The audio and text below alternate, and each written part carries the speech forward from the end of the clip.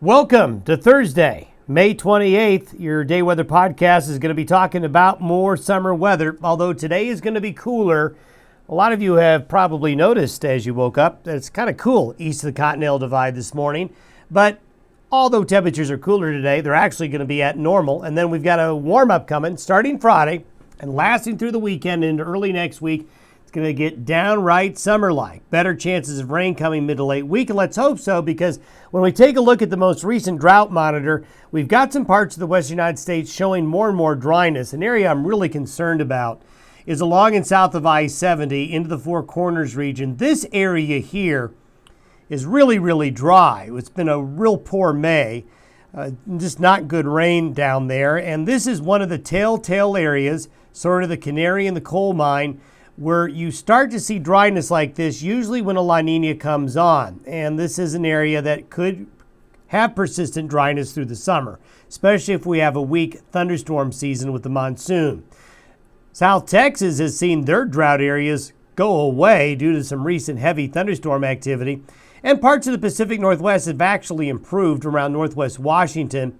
This area here is still very dry, although there has been improvement in the past few weeks. And actually, there's rain coming over the next couple of weeks up there. This is the area, though, we really need to watch. The central and southern parts of the Rockies getting dry. I'm afraid that we'll probably not have a very good fire season, meaning an active fire season there. Also showing up in a drought area, or let's say a dry area, not drought yet, but the northern part of Wyoming, especially the Bighorn Basin.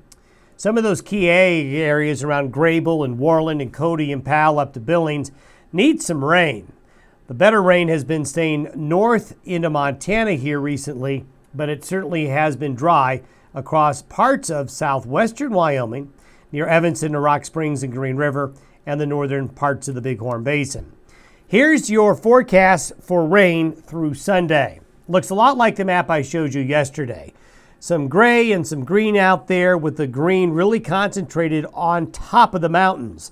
The mountain areas are going to initiate the thunderstorms, and some are going to drift across the plains, but it's going to be spotty. So as you plan your outdoor activities Friday through Monday, looks good, looks really warm. You just got to be ready for afternoon and evening thunderstorms. Here's the Jetstream forecast. This is for Saturday morning. We got that big old high right over southern Colorado, pumping in warm desert air, and that's going to make this part of the United States, relative to normal, the warmest in all of the U.S. This guy right here will affect us later in the week, as well as this guy here, as well as it does push inland. This is why there is going to be some rain here along the west coast and central and northern areas of California. Now, if we were to look at the precipitation forecast for the next 15 days, this takes us through Saturday, the 13th of June, notice there's an uptick. There's more rain coming in the forecast for all of the region, even areas that I showed you that were really dry. So there's somewhat of something we see that's encouraging for mid to late next week and the following week. Because of those west coast low pressure systems coming in, we may see more rain and thunderstorm activity in areas that really need it. Now, you have to take this with a grain of salt. It's a computer model looking out to 15 days, so we got to be careful. But I do think that as we get into the first 2 weeks of June, there should be some rain for many of you that need it. It's probably not going to be enough, though, to make up for some of the deficits we see in southern Colorado, northern New Mexico, and southwest Kansas. But elsewhere, there should be some rain coming. As we take a look at the pattern with the Jetstream by next Friday, you can see why. That low that is out here right now and up here begins to move inland. And so we're going to have moisture and instability here by late next week, bringing that uptick in late day shower and thunderstorm activity. As you go out to 15 days, you can see there's another trough coming on in, keeping the west in some instability. And this is what's going to bring those showers and thunderstorms. Look at that. This is the computer model looking out 15 days. It sees a tropical storm, maybe even a hurricane in the Gulf of Mexico by that second week of June. Again, take this with a grain of salt. That's 15 days from now, but it's just to highlight for you that it's going to be a very busy tropical season in that part of the country, getting an early start here in the month of June.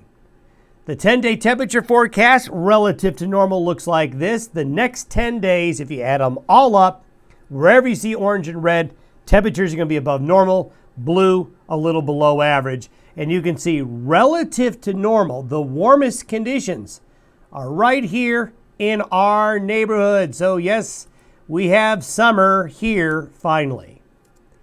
Thanks for watching the Day Weather Podcast. We'll talk to you on Friday.